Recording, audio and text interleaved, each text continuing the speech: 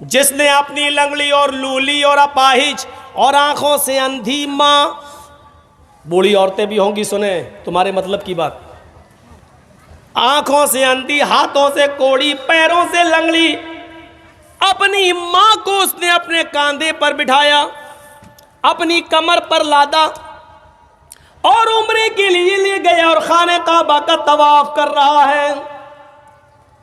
उस जमाने में व्हील चेयर नहीं थी, बिठाल दिया और तवाफ कर लिया, अपने कांधों पर उठाया, पीठ पर लादा और तवाफ कराया। एक चक्कर हो गया, दो चक्कर हो गया, तीसरा चक्कर हो गया, चौथा चक्कर हो गया, पांचवा चक्कर हो गया, छठा चक्कर पूरा और सातवां चक्कर लगाते लगाते उसकी मुठभेड़ हजरत उमर से हो गई। सातवें चक्कर में उमर फारूक मिल गए। उसने कहा अमीरुल मोमिनीन, ये मेरी माँ है, मैंने अपनी बूढ़ी माँ को अपने कांधे पर बिठा रखा है, अपने पीठ पर लादा है और मैं काबे का तवाफ कर रहा हूं। सातवां चक्कर है, इसके बाद मैं सफा और मरवा का चक्कर भी लगाऊंगा, सई भी करूंगा। अमीरुल मोमिनीन, मेरी माँ लैट्रीन करती है, उसकी गंदगी को मैं साफ करता हूं। मेरी माँ हाथों से कोड़ी है, मैं अपने हाथ से खाना बनाकर अपनी माँ को खिलाता हूँ। उसके मुंह में दांत नहीं है, मैं अपने मुंह में रोटी को चबाता हूँ, नरम करके मैं अपनी माँ के मुंह में डाल देता हूँ। मैं अपनी माँ के कपड़े धुलता हूँ, अपने माँ का पेशाब व पैखाना साफ करता हूँ। अमीरुल मोमिनीन, क्या अभी भी मैंने अपनी माँ का हक अदा नहीं किया? क्या अब भी मुझसे बास पुरुष होगी? क्या अभी भी मैंने अपनी माँ का कदा नहीं किया? हजरत उमर फरमाते हैं, आए मेरे दोस्त, मैं कैसे बताऊं? उसने कहा अमीरुल मोमिनीन, सच बताइए, क्या अभी भी मैंने अपनी माँ का हक अदा नहीं किया? हजरत उमर कहते हैं नहीं। कहा अमीरुल मोमिनीन, कितना हक अदा करूं, कितनी खिदमत करूं तब जाकर हक अदा होगा? तो हजरत उमर कहते हैं, मुझे ये नहीं मालूम कि कितनी खिदमत करो तब हक अदा होगा, लेकिन तेरे सवाल का जवाब इतना मैं जरूर दे देता हूं कि तूने तवाफ कराया, तूने अपनी पीठ पर लादा, तूने सफा और मरवा के चक्कर लगाए, खाना तू खिलाता है, पकाता तू है, कपड़े तू साफ करता है, पेशाब और पैखाना तू साफ करता है। इन सब के करने के बावजूद तू पूछता है कि मैंने अपनी माँ का हक अदा किया या नहीं? तो सुन, अभी तो तूने अपनी माँ की उस आह का भी हक अदा नहीं किया। जब तू अपने माँ के पेट से पैदा हो रहा था, जब तुझे तेरी माँ जन रही थी, डिलीवरी के वक्त जब तेरी माँ तुझे जन रही थी, पैदा कर रही थी, दर्द की वजह से तुझे पैदा करते वक्त जो दर्द औरत को जो बच्चे की पैदाइश के वक्त दर्द होता है, उस दर्द के मौके पर तेरी माँ की मुंह से जो पहली आवाज निकली, आह, अभी तो तूने अपनी माँ की उस पहली आह का भी हक अदा नहीं किया। उसकी पूरी जिंदगी का हक अदा करना तो बहुत दूर की बात है। इस वाक़े से अंदाज़ा लगा सकती है आज की नौजवान नस्ल अपनी माँ की वो कितनी खिदमत कर रही है, और तुम अपनी माँ को उस वक्त छोड़ देते हो अपनी बीवी के कहने पर, जब उस वक्त उसको तुम्हारी सबसे ज़्यादा सख्त ज़रूरत होती है। तसव्वुर करें आप। एक सहाबी अल्लाह के नबी के पास आते हैं, कहते हैं अल्लाह के नबी, हिजरत के लिए लोग जा रहे हैं और जिहाद के लिए भी लोग निकलना चाहते हैं, मैं भी जिहाद के लिए निकलना चाहता हूँ। अय अल्लाह के नबी, क्या मुझे जिहाद के लिए जाने की इजाज़त है? अल्लाह के रसूल पूछते, अहय्युन वालिदाक, क्या तुम्हारी माँ और बाप जिंदा हैं या इन दोनों में से कोई एक जिंदा है? उसने कहा हाँ। आपने फरमाया, तब तुम जिहाद के लिए नहीं जा सकते। जिहाद सबसे बड़ा इस्लामी रुकन, जिहाद इस्लाम का एक शिआर, जिहाद इस्लाम का एक अहम फरीजा, जिहाद इस्लाम का एक बड़ा रुकन मेरे भाइयों, लेकिन इतना बड़ा रुकन कि अल्लाह के नबी ने फरमाया कि जो मैदान जंग में कत्ल कर दिया जाए, काफिर के हाथ मारा जाए, उसके खून का पहला कतरा गिरते ही अल्लाह उसके सारे गुनाह माफ कर देता है। और शहीद को जब क़यामत के दिन मैदान महशर में उठाया जाएगा, उसके जिस्म से खून टपक रहा होगा, अल्लाह देख कर कहेगा, आए फरिश्तों, मैं अपने बंदे का क्या हिसाब व किताब लूँ? ये तो मेरी राह में अपनी ज़िंदगी लुटा कर चला आया, जाओ मैंने इसको बगैर हिसाब व किताब की जन्नत में दाखिल कर दिया। ये इतना बड़ा मकाम रखने वाला ये जिहाद का हक। लेकिन अल्लाह के नबी पूछ रहे हैं कि तुम्हारे माँ बाप जिंदा हैं? उसने कहा हाँ। आपने फरमाया तब नहीं जा सकते, पहले अपने माँ और बाप की खिदमत करो या उनसे इजाज़त लो, फिर तुम जा सकते हो। गौर करिए माँ बाप का मकाम और मर्तबा। एक दौर था बरामका के उलुल अज़्म नौजवान पूरे बगदाद पर छाए हुए थे। ज़रा इस वाक़े को सुनिए, आपके रोंगटे खड़े हो जाएंगे। बरामका के उलुल अज़्म पूरे बगदाद पर मुसल्लत थे। उनकी कुव्वत व ताकत ने लोहा मनवा लिया था। उनकी हुकूमत के चर्चे चार दांग आलम में फैले हुए थे। लोग उनकी ताकत के चर्चे करते थे। अचानक बरामका के इन उलुल अज़्म लोगों के ऊपर खलीफा हारून रशीद का इताब नाजिल होता है। खलीफा हारून रशीद का इताब नाजिल होता है और बरामका के ये नौजवान गिरफ्तार कर लिए जाते हैं और जेल के अंदर डाल दिए जाते हैं। बरामका के जिन नौजवानों को गिरफ्तार किया गया, उन नौजवानों में फजल इब्न यहया और यहया बरमकी, फजल इब्न यहया यानी फजल और उनके बाप यहया, ये दोनों भी गिरफ्तार कर लिए गए। फजल और उनके बाप यहया ये दोनों गिरफ्तार कर लिए गए और ये दोनों मेरे भाइयों जेल के अंदर डाल दिए गए। फजल को अपनी गिरफ्तारी का कोई वो नहीं था, मलाल में हो गया, लेकिन मेरे बूढ़े माँ बाप को भी डाल दिया गया जेल के अंदर। यहया बहुत पक्के नमाजी थे, तहज्जुद गुजार थे, नेक थे। फजल इब्ने यहया ने अपने बाप की हालत देखी, या अल्लाह जेल के अंदर तो गर्म पानी का इंतज़ाम नहीं है और ठंड की इन रातों में सुबह मेरे बाप उठेंगे तो उनको ठंडे पानी से वज़ू बनाना पड़ेगा। तो जानते हो फजल इब्न यहया ने क्या किया? रात में एक तांबे की लोटी के अंदर, उस ज़माने में तांबे का लोटा दे दिया गया सबको, एक तांबे का लोटा लिया और तांबे के लोटे में अपने पीने के लिए पानी भर लेते थे कि जब पीऊँ, प्यास लगेगी तो पीऊँगा। लेकिन फजल का हाल ये था कि वो रात में पानी पीते नहीं थे, बल्कि रात भर उस पानी को कंबल उठाकर, गरम चादर उठाकर उस तांबे के लोटे को अपने पेट से चिपका लेते थे कि मेरे पेट की गर्मी से सुबह फजर की नमाज के वक्त तक इस पानी में थोड़ी सी गर्मी आ जाएगी, कुछ तो गर्म हो जाएगा।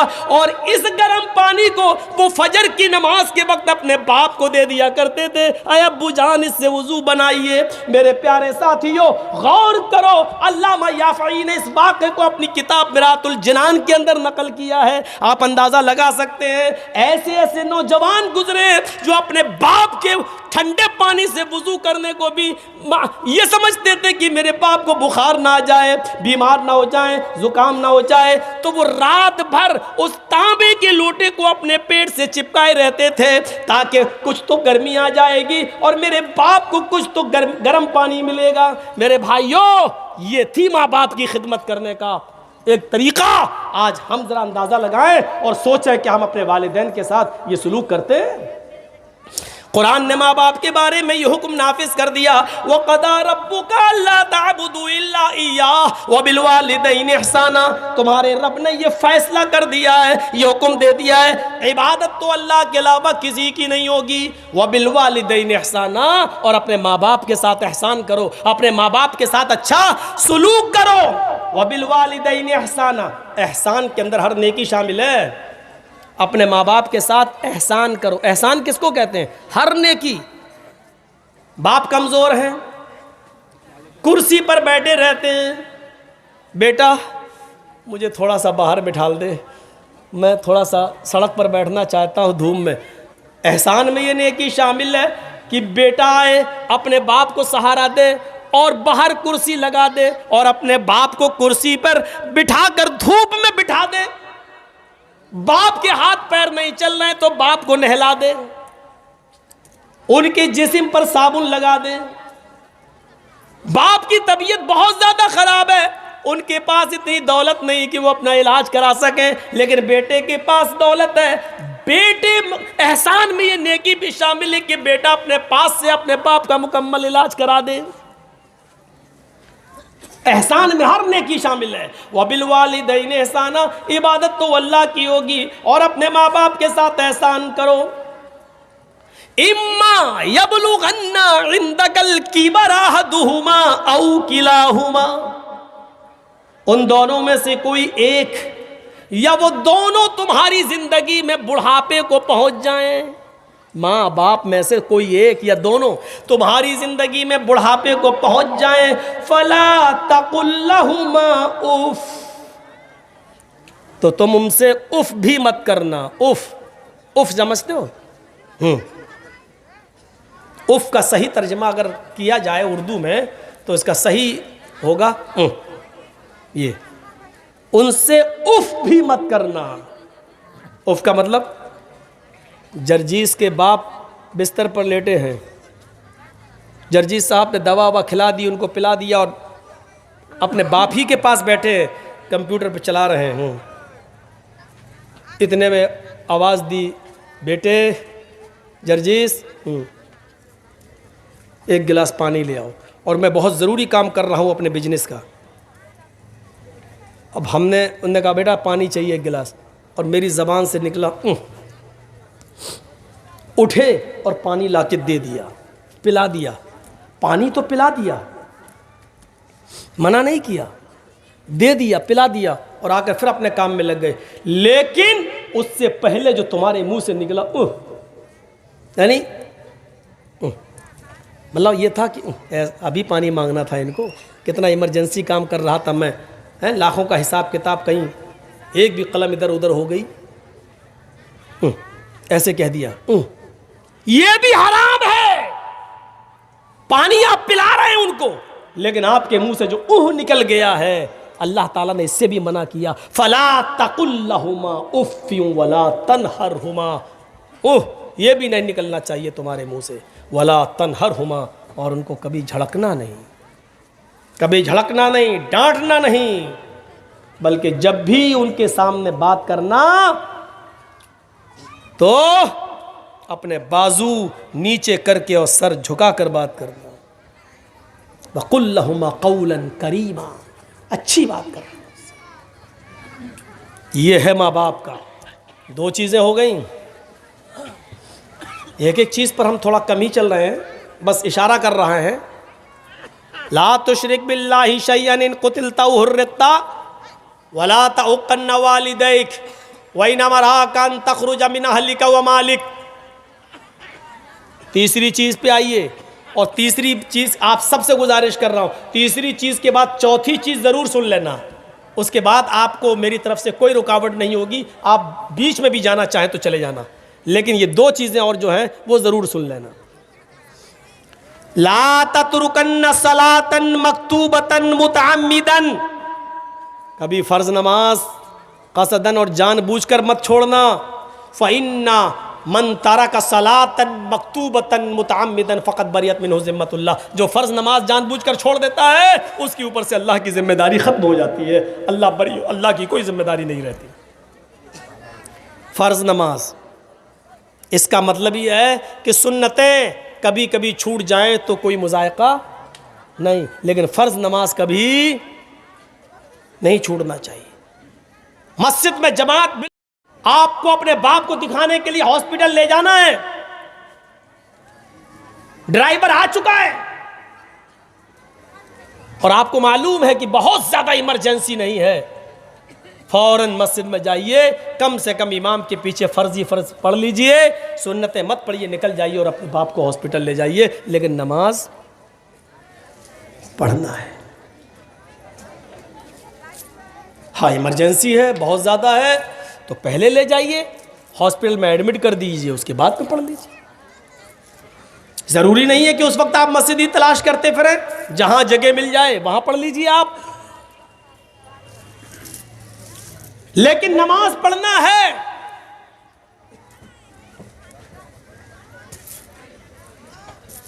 आपको वो मंजर याद होगा, और ना याद हो तो सुनो। काजी शुरैह का बेटा एक मदरसे में पढ़ता था। नमाज की अहमियत बता रहा हूं मैं। काजी शुरैह, हजरत अली ने काजी बनाया था, जबरदस्त फैसल जज। काजी शुरैह का बेटा मदरसे में पढ़ता था। उस्ताजों ने कहा, है तुम्हारे बाल बहुत बड़े हो गए हैं। आजकल तो पता नहीं कौन कौन से बाल चलने लगे हैं। अब वो एक और बाल चलने लगे हैं, सुअर कट। सुअर कट बाल जानते ना, इधर से कटे हैं, इधर से कटे हैं, इधर सब टकला है, चारों तरफ गोल, बीच में छत्ता मधुमक्खी का रखा हुआ है। इसको हमारे यहाँ कहा जाता सुअर कट बाल। कौन कौन से बाल चलने लगे, अल्लाह रहम करे। और जाने पता नहीं कौन से हिजड़े ने निकाला होगा ये बाल, उनके नक्शे कदम पे हम चल रहे हैं। कौन सी इधर बाल साफ, देख के कसम खुदा की घिन आती है, अल्लाह इसके पास हम बैठे कैसे हैं। इधर से टकला बना, इधर से टकला, चारों तरफ से गंजा दिख रहा, ऊपर छत्ता रखा हुआ है बहुत भारी, लगता है जैसे टुल्लू पंप चल रहा हो। अजीब हालत बना ली लोगों ने। काजी शुरैह के बेटे के बाल बड़े हो गए तो मदरसे के उस्ताजों ने कहा कि तुम्हारे बाल बहुत बड़े हो गए, फुर्सत मिले कभी तो बाल कटवा लेना हज्जाम से। ये भैया तुम बहुत उठ रहे हो यार, डिस्टर्ब करोगे।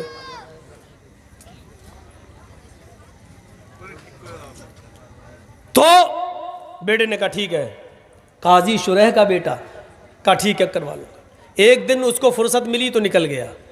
उसने सोचा बाल कटवा के जल्दी आ जाता हूँ, लेकिन हज्जाम ने उसको दुकान पे बिठा लिया, बेटे बैठ जाओ, एक आदमी के बाल काटने के बाद तुम्हारे बाल, तुम्हारा नंबर आ जाएगा। इत्तेफाक देखिए, जैसे वो आदमी उठा इनका नंबर आया, काजी शुरैह के बेटे का नंबर आया, वैसी अजान होने लगी मस्जिद में। लेकिन उसने बाल काटना शुरू कर दिए थे। अच्छा, उस जमाने में घड़ियां भी नहीं थी कि देख ले चाचा चल मैं नमाज के बाद आऊंगा, अंदाजा ही नहीं हो पाया। बाल कटना शुरू, इधर अजान शुरू। जब तक बाल कटे तब तक जमात खत्म। काजी शुरैह का बेटा बाल बनवाने के बाद, हजामत करवाने के बाद जब मदरसे आता है, क्या देखता है कि जमात खत्म हो चुकी है। उसने वुजू बनाया और मस्जिद के अंदर अकेले नमाज पढ़ लिया। नमाज पढ़ा अकेले, सूरज भी गुरूब नहीं हुआ था, थोड़ी सी देर हुई थी बस, अकेले नमाज पढ़ लिया, लेकिन जमात छूट गई। मदरसे के असातिज़ा ने पूछा कि तुम कहाँ थे। उसने कहा बाल बनवाने में देर हो गई। मदरसे के असातिज़ा ने इसको उज़्र नहीं समझा, नहीं ये कोई उज़्र नहीं है, तो तुम्हें सजा क्या दी जाए। सजा के लिए तुम्हारे बाप को ही लेटर लिखता हूं। शहर के काजी हैं, सबसे बड़े जज हैं, देखे तुम्हारे बाप तुम्हारे बारे में क्या फैसला सुनाते हैं। और सुनो नौजवानों, और अगर उनके माँ बाप जिंदा हैं तो सुने। मुकदमा हजरत शुरैह की अदालत में आता है। काजी साहब, आपके बेटे ने ऐसे वक्त में बाल कटवाए कि असर की अजान होने लगी। आपका बेटा जब बाल बनवाने के बाद मदरसे में आया तो जमात हो चुकी थी, उसने बाद में नमाज पढ़ ली। आप खुद फैसला कीजिए कि जमात छोड़ने की सजा उसको क्या दी जाए। काजी शुरैह ने उस लेटर के पीछे एक फैसला लिख दिया और अपने कासिद, अपने एलची के जरिए एक मोटा डंडा देकर भेजा। मोटा डंडा उस कासिद ने मदरसे के उस्ताद को दे दिया, जो हेड मास्टर था, जो प्रिंसिपल था उसका, उसको दे दिया, लीजिए। और लेटर में सजा लिखी हुई है। खत पढ़ता है मदरसे का प्रिंसिपल, तो उसमें लिखा हुआ है, आए प्रिंसिपल साहब, सदर मुदर्रिस साहब, अमीद मोहतरम, मेरे बेटे ने ऐसे वक्त में बाल कटवाए जिसमें असर की अजान का वक्त करीब था, लिहाजा बज़ाहिर मेरे बेटे का कोई उज़्र नजर नहीं आ रहा है, यह उज़्र शरई नहीं है। उसने जमात तर्क की, आमदन और जानबूझकर तर्क करना माना जाएगा। बाल कटवा रहा फिर भी जानबूझकर तर्क करना माना जाएगा। लिहाजा इस आमदन और जानबूझकर नमाज तर्क करने की सजा मैं ये सुनाता हूं कि जो डंडा मैंने तुम्हें भेजा है, इस डंडे से मेरे बेटे को इतना पीटो कि ये डंडा 3 टुकड़ों में बट जाए, इस डंडे के 3 टुकड़े हो जाएं। मोटा डंडा, ये वाला नहीं था पकड़ो एक मारो टूट जाए, मोटा डंडा 3 टुकड़े हो जाए। हाँ, लेकिन जब डंडा 3 टुकड़े हो जाए तब मेरे बेटे को पीटना छोड़ देना।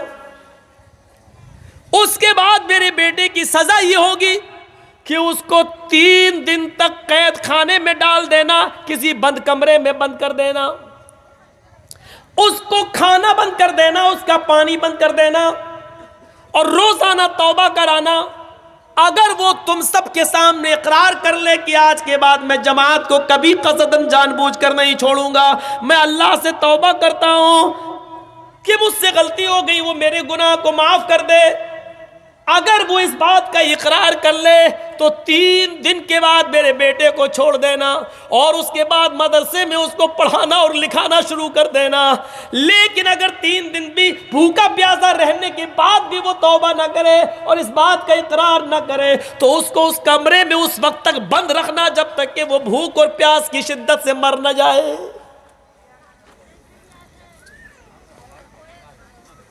एक वक्त की नमाज, और नमाज नहीं छूटी थी, नमाज तो पढ़ लिया था, जमात छूटी थी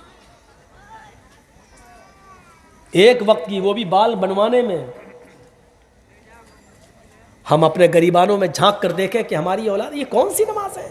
हम जिस दुकान पर बैठे हुए हैं, अजान हो रही है, बाप हाजी है, हज करके आया, बेटे बैठो दुकान पे, हम नमाज पढ़ के आ रहे हैं, पहले हम पढ़ा बाद में तुम चले जाना।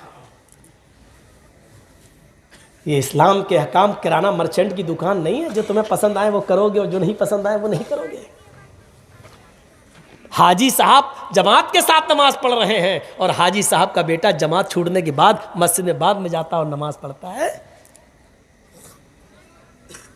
ये कौन सी जमात और कौन सा इस्लाम है ये?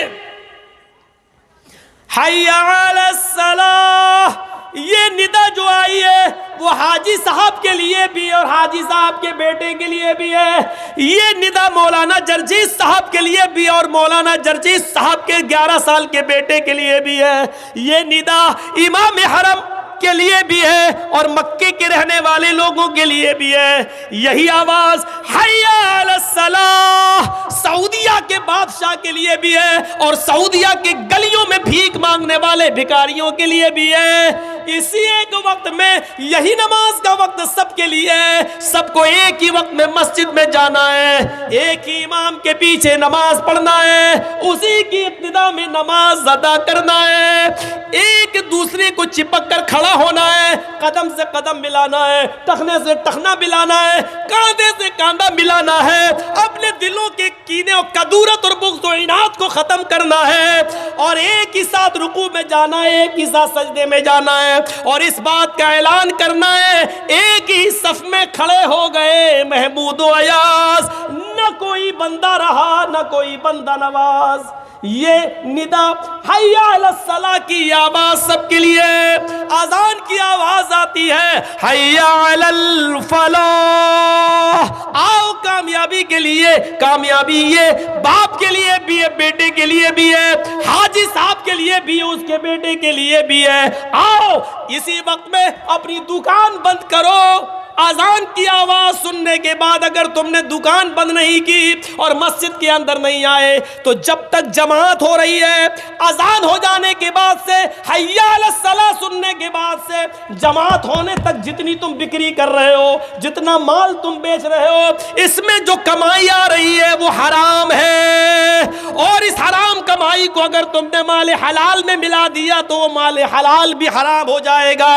एक बाल्टी पानी में पेशाब का एक कतरा डाल दो तो पूरी बाल्टी पानी नापाक, एक लोटे पानी में पेशाब की एक बूंद डाल दो तो पूरा लोटा पानी बेकार, एक गिलास पानी में, फिल्टर पानी में, पानी की 1 लीटर की मिनरल वाटर के बोतल के अंदर पेशाब की एक बूंद डाल दो तो पूरा फिल्टर और मिनरल वाटर बेकार। उसी तरीके से इतनी देर जो अज़ान से लेकर जमात तक जो तुमने कमाया है और मस्जिद में नहीं गए, ये हराम कमाई है, और इस कमाई को अगर तुमने हलाल कमाई के अंदर मिला दिया तो तुम्हारी हलाल कमाई भी हराम, वो भी बेकार। आइंदा नहीं बुलाएंगे इस मौलवी को, ये तो सबकी खटिया खड़ी हो रही है। मैं क्या करूं, अपने पास से कह रहा हूं, नहीं बुलाओगे मत बुलाओ। 10 महीने से कहीं प्रोग्राम नहीं हो रहे तो क्या किसी की रोजी रोटी बंद हो गई? सबके बेचारे कारोबार बंद हैं,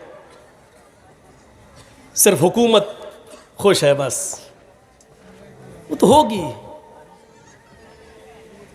पता ही नहीं चल रहा है यार। दिमाग मेरा थक गया सोच सोच कर। कहते हैं कोरोना का कोई इलाज ही नहीं है, खुद कह रहे हैं कोरोना का इलाज नहीं, फिर कहते हैं इतने मरीज ठीक हो गए।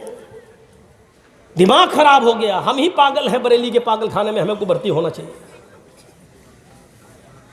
कहते हैं कि कोरोना का कोई इलाज ही नहीं है और ठीक भी हो रहे हैं। और कुछ लोग होते हैं ऐसे होते हैं जो बीमार भी नहीं होते, वो झूठ और प्रचार करने के लिए अंदर चले जाते हैं, जैसे अमिताभ बच्चन। कोरोना हो गया, अरे तुम तो रोज सैनिटाइजर से हाथ मल रहे थे, तुम्हें कैसे कोरोना हो गया? तुम तो बाकायदा 14-14 दिन के लिए अपने बीवी बच्चे सबसे अलग थे, तुम्हें कैसे कोरोना हो गया?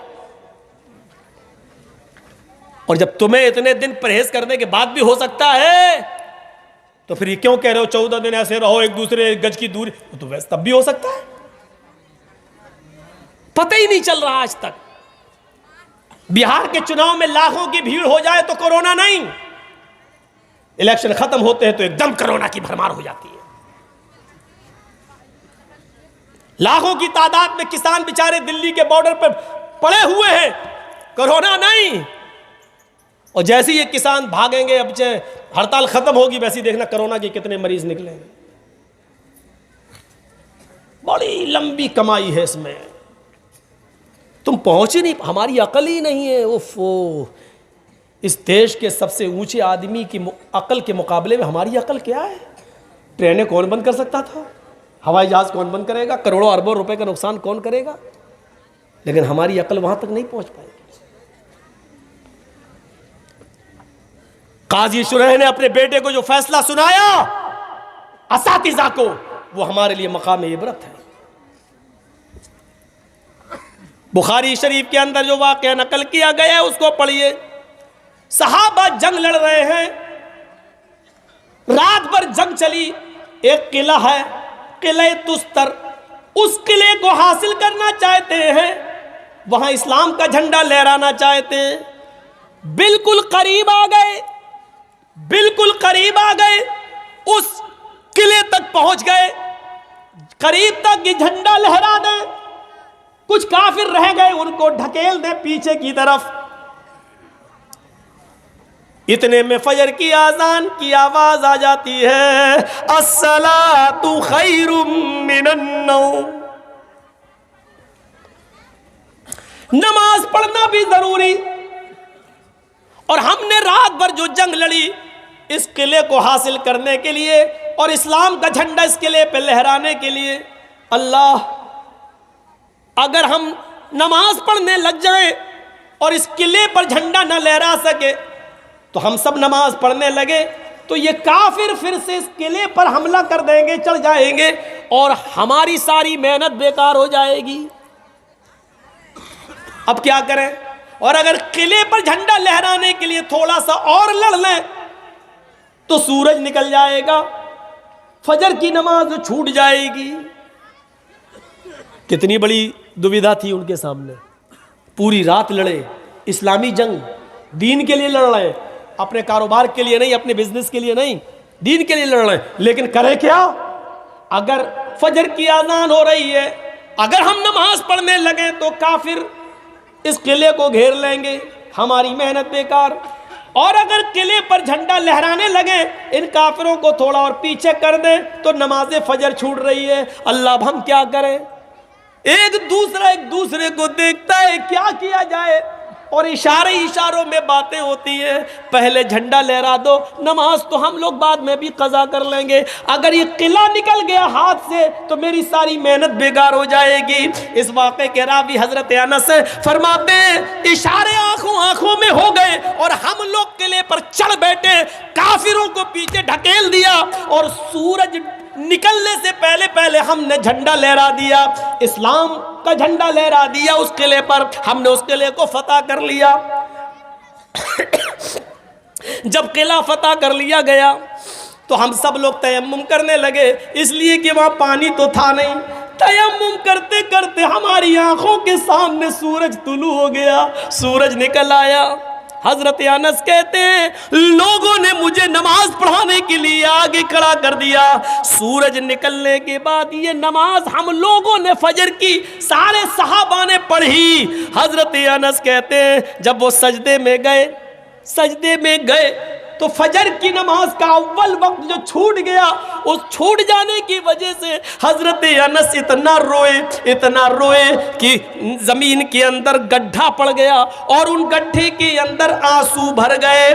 फजर की नमाज पढ़ाने के बाद जब सलाम फेरा, अस्सलामु अलैकुम रहमतुल्लाह, अस्सलामु अलैकुम रहमतुल्लाह, तो हजरत अनस ने लोगों से कहा, ओ मेरे साथियों, जब से मैं इस्लाम लाया और नमाज शुरू की, अल्लाह की कसम मेरी पूरी जिंदगी में ये मेरी फजर की पहली नमाज है जो आज सूरज निकलने के बाद मैं पढ़ रहा हूं। लोगों, ये मेरी पहली नमाज है जिसको मैंने सूरज निकलने के बाद पढ़ा है, लेकिन आज अव्वल वक्त निकल जाने का अफसोस इतना हो रहा है कि अगर मेरा पूरा खानदान हलाक हो जाता, मेरा पूरा कारोबार तबाह हो जाता, नष्ट हो जाता, बर्बाद हो जाता, तो मुझे इतना अफसोस नहीं होता जितना अफसोस मुझे फजर की नमाज के अव्वल वक्त के निकल जाने का हो रहा है। जबकि ये जंग अपने लिए नहीं थी, इस्लाम के लिए थी, लेकिन इसके बावजूद अफसोस हो रहा है। मेरे भाइयों, इन वाक़यात की रोशनी में हम कितने % मुसलमान नजर आ रहे हैं? जरा देखिए, जब हमने नमाज ही को बाकी नहीं रखा तो इस्लाम कहाँ रह गया हमारे अंदर? इस्लाम ही तो असल दीन है। अस्सलातु इमादुद्दीन, मन हदम अस्सलात हदम अद्दीन। इस्लाम दीन का सुतून है, जिसने नमाज दीन का सुतून है, और जिसने नमाज छोड़ दी उसने दीन को छोड़ दिया। जिसने नमाज को गिरा दिया उसने दीन को गिरा दिया। एक वक्त की नमाज कह रही है जिंदगी की मेरी पहली नमाज है जो सूरज निकलने के बाद मैं पढ़ रहा हूं। अभी देखना, गांव में बस्टर नगर में ऐसे लोग होंगे, अभी कोई लड़का कोई लड़की अकेले में पकड़े जाए और सबूत मिल जाए तो पंचायत बैठना शुरू हो जाएगी। क्या किया जाए, इस लड़के को कौन सी सज़ा दी जाए, इस लड़की के लिए क्या किया जाए, चलो अब इस लड़की का कहाँ शादी होगी, कहाँ निकाह होगा, चलो शादी कराओ इनकी, या दंड जुर्माना दो। अभी पंचायत बैठ जाएगी, गांव के सरदार लोग इकट्ठे हो जाएंगे, पंच बैठ जाएंगे, पंचायतें बैठने लगेंगी। मैं उन गांव के सरदारों से और जिम्मेदारों से पूछना चाहता हूं, लड़के और लड़की के मामले में आप फौरन पंचायतें लेके बैठ जाते हैं और आपकी पंचायत का फैसला सबको मानना पड़ता है। मैं पूछना चाहता हूं, आपके मुआशरे में फजर की नमाज के जमात न पढ़ने वाले, फजर की नमाज को जमात से अदा न करने वालों के लिए आपने कितनी पंचायतें बिठा ली हैं? जोहर की नमाज तर्क करने वालों के लिए आपने कितनी पंचायतें बिठाई हैं? मुझे बताइए। 200 और 300 आदमी जो बारातों में आज आ रहे हैं, लड़की वाले के यहां चोर और डाकू बन के खा रहे हैं, आपने कितनी पंचायतें बिठाई हैं आपने उनके लिए? बस लड़का लड़की का मामला हुआ तो आप सरपंच हैं, नमाज का मामला होगा, मुआशरे में समाज के अंदर नमाजें छोड़ी जाएंगी तो आप मीटिंग नहीं करेंगे। मतलब आपके नज़र में जो चीज़ें अच्छी होंगी वो आप करेंगे, और जो आपको रास नहीं आएंगी उन पर कोई मीटिंग नहीं होगी, उस पर कोई पंचायत नहीं बैठेगी। बास चीज़ें आपके नज़र में हलाल हैं और बास की कोई परवाह नहीं है। अगर पंचायतों का यह मकसद है तो जूते की नोक पे ठुकराता हूं ऐसी पंचायतों को। क्या मकसद है फिर ऐसी पंचायतों का? गौर कीजिए। हजरत उमर फारूक फजर की नमाज पढ़ा रहे हैं। सुनिए एक और दर्दनाक वाकया। हजरत उमर फारूक फजर की नमाज पढ़ा रहे हैं। फिरोज नामी आदमी छिपा हुआ है, मजूसी अबू लूलू जिसको कहा जाता है, खंजर को जहर में बुझाए हुए छिपा हुआ है। जैसी हजरत उमर ने नीयत बांधी अल्लाहू अकबर का, वैसी उसने बुझा हुआ खंजर हजरत उमर के पेट में मार दिया।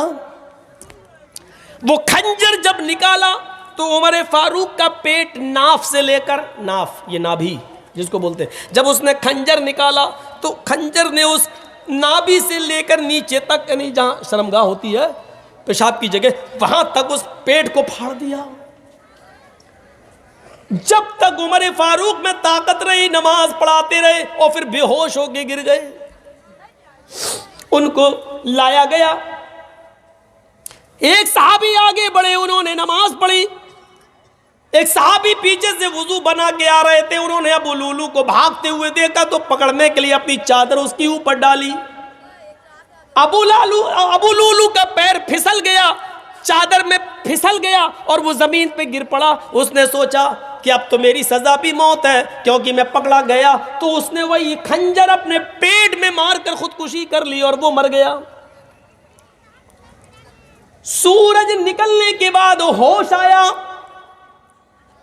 तभी बैठे हकीम बैठे हुए हैं, कोई कह रहा है कि इनको दूध पिलाओ। हजरत उमर फारूक को दूध पी रहे हैं, मुंह से दूध पीते हैं, लेकिन जख्म इतना गहरा है कि वो पेट में दूध रुकता ही नहीं, पेट के रास्ते से, उस जख्म के रास्ते से वो दूध बाहर आ जाता है। हकीमों ने कहा शहद पिलाओ, उनको शहद खिलाया जा रहा है, लेकिन वो शहद पेट के रास्ते से बाहर आ रहा है, पानी पेट के रास्ते से बाहर आ रहा है। एक नौजवान खड़ा हुआ, कहने लगा अमीरुल मोमिनीन आपकी हालत ये है, लीजिए मैं पानी लाया हूं, वुजू बना लीजिए।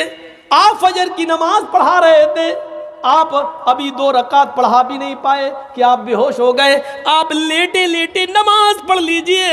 हजरत उमर ने कहा क्या मैंने अभी नमाज नहीं पढ़ी फजर की? कहा नहीं, आप बेहोश हो गए। जल्दी से उन्होंने वुजू बनाया और पेट पर एक कपड़ा बांधा और खड़े होकर नमाज पढ़ी। लोगों ने कहा इस अमीरुल मोमिनीन बैठ के नहीं लेट के पढ़िए, आपको खड़े होने की जरूरत नहीं, खून ज्यादा बह रहा है। फरमाया, अल्लाह के नबी ने फरमाया खड़े होकर ताकत हो तो खड़े होकर पढ़ो, और जब खड़े होकर पढ़ने की ताकत ना हो तो बैठ के पढ़ो, और बैठ के पढ़ने की ताकत ना हो तो लेट के पढ़ो, और लेट के भी ताकत ना हो तो इशारे से पढ़ो, लेकिन अभी मेरे अंदर खड़े होकर पढ़ने की ताकत है। बहरहाल उन्होंने पढ़ ली। खड़े होकर नमाज अदा करने के बाद जब बिस्तर पर लेटे तो एक ने पूछा अमीरुल मोमिनीन आपने तो इस हाल में नमाज अदा कर ली, आपने तो इस हाल में नमाज पढ़ ली, लेकिन आपके बाद अगर किसी और मुसलमान का पेट फट जाए, खाना पानी दूध शहद सब पेट से निकलने लगे और वो बिस्तर पर लेटा हुआ हो और वो इस हाल में नमाज छोड़ दे तो उसका क्या हुक्म है? इस हाल में अगर छोड़ दे तो उसका क्या हुक्म है? हजरत उमर ने कहा इस हाल में भी पढ़ना पड़ेगी अगर उसको होश है तो। पूछने वाले ने क्या पूछा? मुअत्ता पढ़ी है इमाम मालिक की। पूछने वाले ने पूछा अमीरुल मोमिनीन मैंने ये नहीं पूछा कि पढ़ना पड़ेगी या नहीं, मैंने ये पूछा अगर इस हाल में, इतनी बीमारी में, इस मर्ज में उसका पेट फट गया हो और खाना पानी दूध शहद सब पेट से निकलने लगा हो, इस हाल में अगर नमाज छोड़ दे तो क्या हुक्म है? हजरत उमर का जवाब सुनो जो इमाम मालिक की हदीस मुअत्ता के अंदर नकल किया इमाम मालिक ने। हजरत उमर ने फतवा दिया इस हाल में भी पढ़ना पड़ेगी। अगर उसको होश है, पेट फट गया, खाना पानी दूध दवा शहद दही सब पेट से निकल रहा हो, लेकिन उसको होश हो, तब उसको नमाज अदा करना पड़ेगी। अगर उसने इस हाल में भी, होश में आने के बाद भी अगर नमाज इस हाल में नहीं पढ़ी तो ला हज़्ज़ फिल इस्लामी लिमन तरकस्सला, तो उस आदमी का उमर की नज़र में इस्लाम के अंदर कोई हिस्सा नहीं है, वो आदमी मुसलमान ही नहीं है जो इस हाल में नमाज छोड़ दे। इस्लाम के अंदर उसका कोई हिस्सा नहीं है। इस हाल में अगर नमाज छोड़ दे तो नमाज इस्लाम के अंदर हिस्सा नहीं है। सेहत व तंदुरुस्ती, हट्टे कट्टे मोटे ताज़ा होने के बाद इस हाल में नमाज छोड़ दो तो हम कितने मुसलमान हैं। हम किसी को काफिर कहने का हक तो नहीं रखते मेरे भाइयों, लेकिन सोचो तो अपने गरीबानों में झांक कर कि हम कितने % मुसलमान हैं। नमाज के ऊपर कुछ ज़्यादा ही हो गया, लेकिन होना भी चाहिए क्योंकि नमाज तो इस्लाम की बुनियाद है। ला तत्रुकन्न सलातन मक्तूबतन मुतअम्मिदन फइन्न मन तरक सलातन मक्तूबतन मुतअम्मिदन फक़द बरियत मिन्हु ज़िम्मतुल्लाह। चौथी चीज़ पर आइए जिस पर मुझे थोड़ा सा आपका टाइम लेना है। वला तशरबन्न खमरन फइन्नहु रासु कुल्लि फाहिशतिन, शराब को हाथ न लगाना कभी भी, इसलिए कि वो हर बुराई की जड़ है। सारी बुराइयों की जड़ क्या है? शराब। शराब के बारे में एक हुक्म नाजिल होता है। सुनिए, जब शराब हराम नहीं हुई थी तो मक्के के अंदर ये हुक्म नाजिल होता है, क्या? वमिन समरातिन नखीली वल अनाबी तत्तखिज़ून मिन्हु सकरन व रिज़्क़न हसना। लोगों, खजूर और अंगूर में से कुछ फल ऐसे, खजूर और अंगूर जैसे, जिनसे तुम नशा बनाते हो, तत्तखिज़ून मिन्हु सकरन, जिनसे तुम नशा बनाते हो, व रिज़्क़न हसना, और पाकीज़ा और खूबसूरत रिज़्क़ भी हासिल करते हो।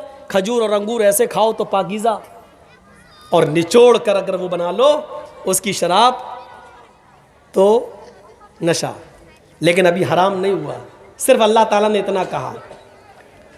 जब आप मक्के से मदीना आए तो कुछ लोगों ने शराब के बारे में सवाल किया, जुए के बारे में सवाल किया। आयत नाजिल होती है, यसअलूनका अनिल खम्री वल मैसिर। ऐ मोहम्मद सल्लल्लाहु अलैहि वसल्लम, कुछ लोग ऐसे जो आपसे जुए और शराब के बारे में पूछते हैं।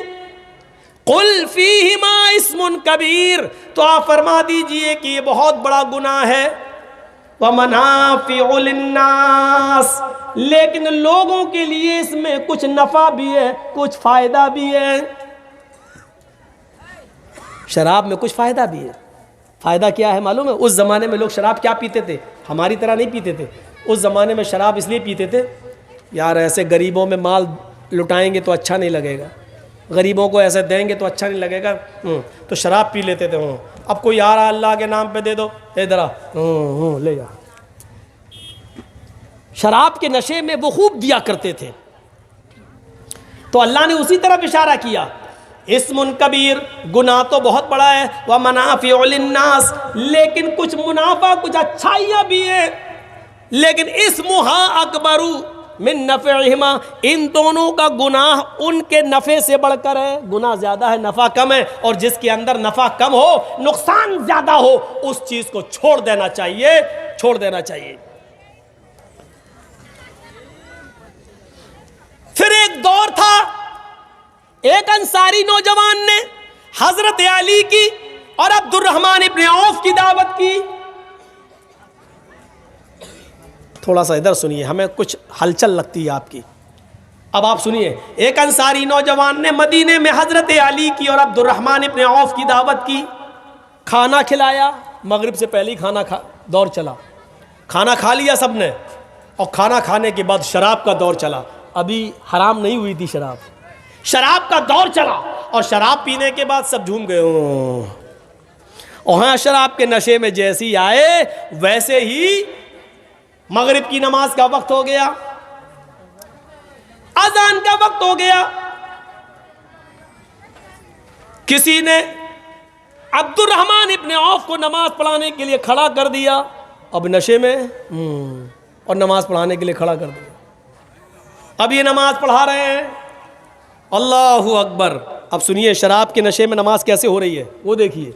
अल्लाहु अकबर, अल्हम्दुलिल्लाहि रब्बिल आलमीन अर्रहमानिर रहीम मालिकि यौमिद्दीन इय्याका नअबुदु व इय्याका नस्तईन इला आखिर गैरिल मग़दूबि अलैहिम वलज़्ज़ालीन।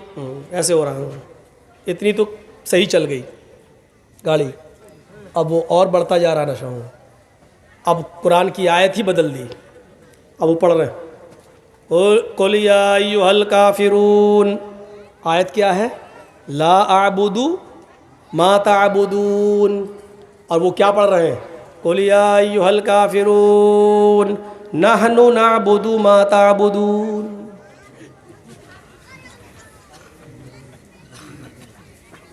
है क्या, कुल या अय्युहल काफिरून, आए नबी कह दो आए काफिरो, ला अअबुदु मा तअबुदून, मैं उनकी इबादत नहीं करता जिनकी तुम करते हो, मैं उन झूठे खुदाओं की इबादत नहीं करता जिनकी तुम करते हो। और ये क्या पढ़ रहे हैं, ला अअबुदु मा तअबुदून, मैं भी उनकी इबादत करता हूँ जिनकी तुम करते हो। बल्कि नहनु कह रहे, नहनु नअबुदु मा तअबुदून, हम भी उनकी इबादत करते हैं जिनकी तुम करते हो। माना ही बदल गया। जिस काम को मिटाने के लिए अल्लाह के रसूल आए वही होने लगा। तो उस वक्त अल्लाह ताला ने कुरान के अंदर यह आयत नाजिल फरमाई, या अय्युहल्लज़ीना आमनू ला तक़रबुस्सलाह व अंतुम सुकारा हत्ता तअलमू मा, जो तुम बोलते हो जब तक तुम उसको जान न लो कि क्या बोल रहे हो, उस वक्त तक तुम नमाज के करीब न जाओ। आए मुसलमानों, आए ईमान वालों, ला तक़रबुस्सलाह, तुम नमाज के करीब मत जाओ, वान तुम सुकारा, जब तुम नशे में हो, हत्ता तअलमू मा तक़ूलून, जब तक कि जो तुम्हारे मुंह से निकल रहा है उसको तुम समझने न लगो कि हम क्या बोल रहे हैं, हमारे मुंह से क्या निकल रहा है। जब तक इसका इल्म तुम्हें ना हो जाए तब तक तुम नमाज के करीब मत जाओ। मना कर दिया, नशे में हो तो नमाज के करीब नहीं। लेकिन हराम इधर भी नहीं हुई, हराम अभी भी नहीं हुई, सिर्फ एक बाउंडेशन लगा दी, जब नशे में हो तो नमाज के करीब न जाओ। लेकिन एक मर्तबा अंसार और मुहाजिरीन की महफिल सजी, मक्के के मुहाजिर और मदीने के अंसार दोनों की एक महफिल सजी, और महफिल सजने के बाद खान पान हुआ और दोनों में शराब का दौर चला। अंसारियों ने भी शराब पी और मक्के के मुहाजिरों ने भी शराब पी। अब शराब पीने के बाद जब नशे में आ गए हो, जब सब नशे में आ गए तो अंसारी मुहाजिरों को गाली देने लगे और मुहाजिर अंसारियों को। मुहाजिर कहने लगे, ए देखो ये अंसारी है, हट, हम तुमसे अफजल हैं, हम कुरैशी हैं, अल्लाह के रसूल हमारे अंदर पैदा हुए हैं, हम सबसे ऊंचे खानदान के हैं, हम सैयद हैं, हम हाशमी हैं। इधर अंसारी भी शराब के नशे में धुत थे, वो कहने लगे, भूखे थे,